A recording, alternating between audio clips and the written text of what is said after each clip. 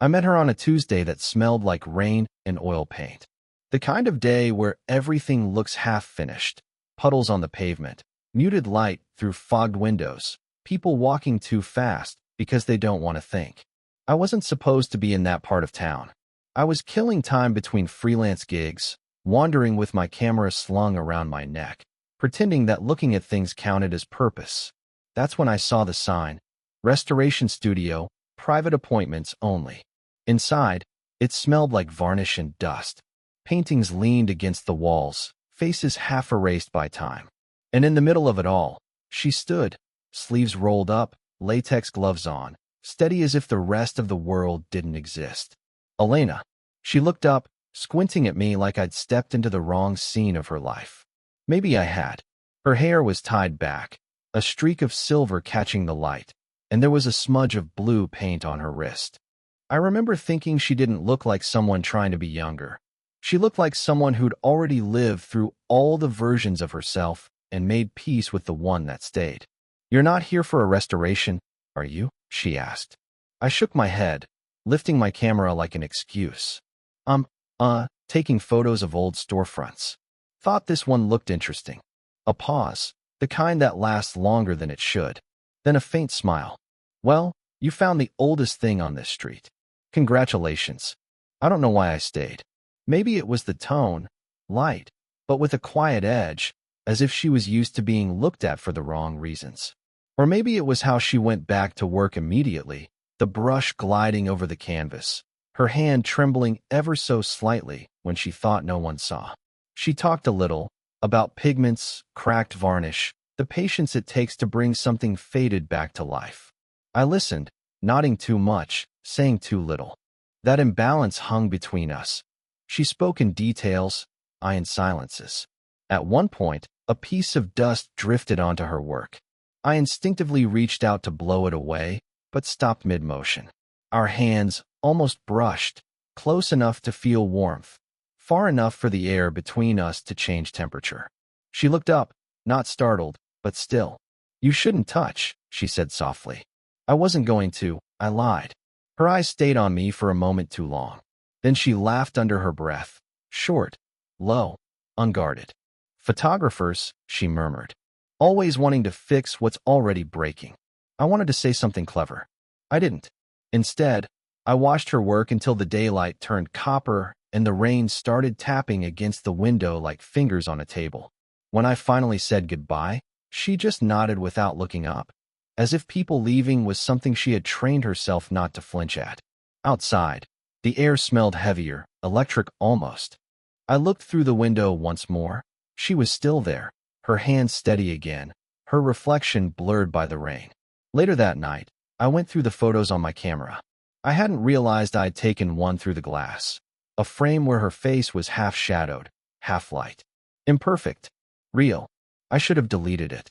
Instead, I kept zooming in, tracing the outline of her hand on the canvas, the faint smudge of blue on her skin. And I remember thinking, not for the first time that day, that some people don't walk into your life like a storm. They arrive like a pause. And the silence they leave behind is impossible to stop hearing. I went back 2 days later, told myself it was for the light. Morning light, specifically, the kind that slides through dusty windows and makes everything look softer than it really is. That was my excuse. She didn't ask why I'd come. Just glanced up from her work, that same quiet composure, and said, "You'll have to hold this frame while I adjust the backing. If you're going to stand there, you might as well be useful." So I did. The studio was smaller than I remembered. Maybe because this time, I noticed more. The chipped mug on the counter, the clock that ticked 3 seconds too slow, the faint music from a small speaker, some old jazz track that kept skipping at the same note. Elena worked silently, except for the soft rustle of gloves and the faint exhale every few minutes, the kind that sounds like someone remembering they're still alive. When she finally spoke, her voice was quieter. "You don't have to come back, you know. Most people don't." "I know," I said. "I just didn't want to forget how this place looked." That earned the smallest glance, a flick of her eyes toward me, then away again. Places don't change as fast as people do. I wanted to ask what she meant, but her hands were trembling slightly as she tightened the wire at the back of the frame. The motion was careful but uncertain, and something about that, her being unsure, made her seem human in a way that photographs never could capture. "Are you okay?" I asked before thinking. She laughed once, the sound short and hollow. "Fine. Just tired. My hands don't always listen these days." There was no self-pity in it. Just a statement, flat and practiced. But still, it stayed in the air between us, that quiet admission that maybe things weren't as steady as she made them seem. I reached out to help, but she drew her hand back before I could touch her. Not harshly, just enough to let me know there was a line. "Don't," she said, not looking up. "I've got it." I nodded, even though she didn't see. For the next few minutes, we didn't speak. The silence wasn't awkward, more like something delicate being balanced. She worked, I watched. The brush of her hair against her cheek, the small crease near her mouth when she concentrated, the way her shoulders lifted every time she tried not to sigh. When she finally stepped back, the frame was straight again. "There," she said softly. Then, almost to herself, "Sometimes you just have to hold things together long enough for them to look whole." I didn't reply. I didn't trust what might come out. Outside, the light had changed, sharper now, golden, cutting through the dust like truth through pretense.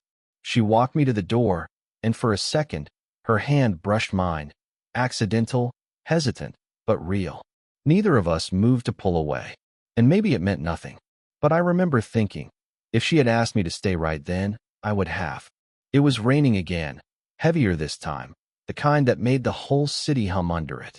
I stopped by the studio after dark, telling myself I'd just drop off the prints I'd promised her. I'd taken photos of her restored pieces, the ones she was too modest to document herself. When she opened the door, she looked surprised. Not annoyed, just unprepared. Her hair was damp, loose around her shoulders, and the smell of coffee filled the small space. "I didn't think you'd come tonight," she said, stepping aside. "I was nearby." Another lie.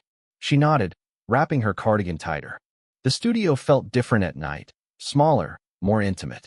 The corners disappeared into shadow, and the light over her workspace painted her face in warm gold. We went through the photos on my camera. She leaned closer, squinting. I could feel the faint warmth of her shoulder against mine, just enough to make my breath slow down. "You make it look better than it is," she murmured. "I just show what's already there." She smiled at that, small, careful. "You're kind. I'm honest." Something flickered in her expression, something that looked like both gratitude and fear. She stepped back, brushing a loose strand of hair behind her ear. Honesty can be inconvenient. Before I could ask, her phone rang, sharp and sudden in the quiet. She froze when she saw the name. The screen lit her face, Mark. She didn't answer, just stared at it until it stopped. Then, as if realizing she'd been caught in something, she exhaled. "My ex-husband. He calls when he remembers I exist." I didn't say anything. She laughed once, too lightly. "You see? That's what I mean. Inconvenient honesty." The air felt different after that. Heavier, crowded with words that didn't belong to either of us yet. I wanted to reach out, to say something that would make her stop pretending she was fine. But there was a line we both seemed to understand without drawing it. Instead, I asked, "Does he still love you?" Her head tilted slightly, as if I'd said something impossible. Then she whispered, "He loves the version of me that didn't ask for anything." The rain outside grew louder, pressing against the windows. The sound filled the silence that followed. When the lights flickered from the storm, she looked up, and for a second, the fear in her eyes wasn't about him. It was about us. "Maybe you should go," she said quietly. "Do you want me to?" Her lips parted, but no words came. Instead, she turned back to the painting on her desk, pretending to adjust a brush that didn't need adjusting. I stayed another moment, watching her hands tremble ever so slightly, not from cold, but from something closer to recognition. Then I stepped toward the door, pausing just before leaving. She still hadn't looked up, and in that small hesitation, I almost said her name. Almost told her what she already knew. But I didn't. Not yet. The rain had stopped by morning, but the sky stayed bruised, pale gray, reluctant to clear. I told myself I wouldn't go back. Then I found myself outside her studio again, holding 2 coffees and no reason. The door was unlocked. She was sitting on the floor, back against the wall, surrounded by old frames. A cigarette burned in an ashtray beside her, though she wasn't smoking it. The air was thick with turpentine and something heavier. Exhaustion, maybe. She looked up. You don't listen very well. I brought coffee. A pause. Then, that's not what I meant. I set the cups down beside her and sat, leaving space between us. We stayed quiet for a while, just the soft hum of the city outside. Her eyes were red-rimmed, like she hadn't slept. I noticed the tremor in her hand when she reached for the coffee, and the way she steadied it against her knee before drinking. Rough night? I asked. She smiled without warmth. You could say that. Mark came by. Drunk. Wanted to talk. Did you? No, she said, voice barely above a whisper. But I listened. Old habits die hard. Her tone carried no anger, just fatigue. The kind that doesn't leave bruises, just emptiness. I wanted to reach for her hand, but didn't. Instead, I asked, why do you let him keep showing up? Because sometimes, she said, staring at the blank wall ahead. It's easier to deal with someone who already hurt you than risk someone new doing it differently. That sentence hung in the air like static. My throat tightened, though I didn't know why. Is that what this is? I asked. You letting me close just enough to prove I'll disappear too? She turned to me then, really looked. The space between us suddenly felt like the sharp edge of something. You think too much for someone your age, she said softly. And you hide too much for someone who pretends she's fine. Her eyes glistened. For a second, I thought she'd tell me to leave. Instead, she leaned her head back against the wall, closing her eyes. Noah, what are we doing? The question was almost a sigh, but it landed heavy. I swallowed. I don't know. You tell me. Silence. Long enough for the sound of traffic to seep in, for a single drop from the ceiling to hit the floor like a metronome. When she opened her eyes again, they looked different, softer, almost frightened. You make me forget how old I am, she said. And that's dangerous. I didn't breathe, didn't move. Then, as if realizing what she'd said, she laughed under her breath. Brittle, almost a flinch. Don't look at me like that. It's not a compliment.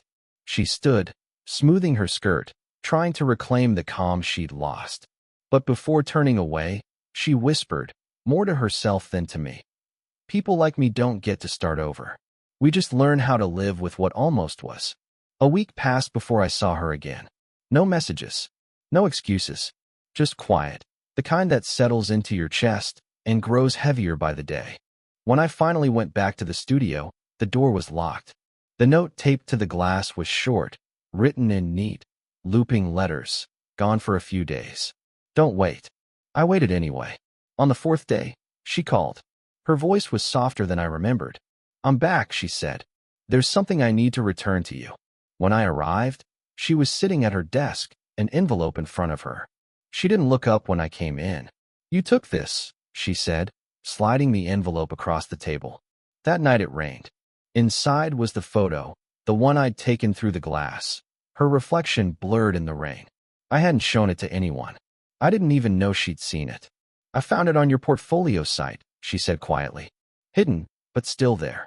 I froze.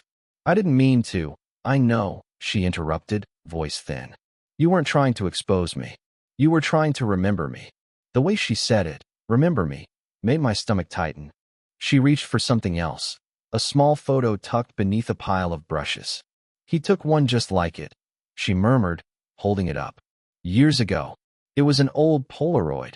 Her, maybe 20 years younger, sitting in the same spot, same expression, same soft light. The only difference was the man reflected in the glass behind her. My son, she said. Elias. He used to sit here, just like you. Always trying to capture what he thought I couldn't see in myself. Her voice didn't crack, it broke in silence. I didn't know what to say.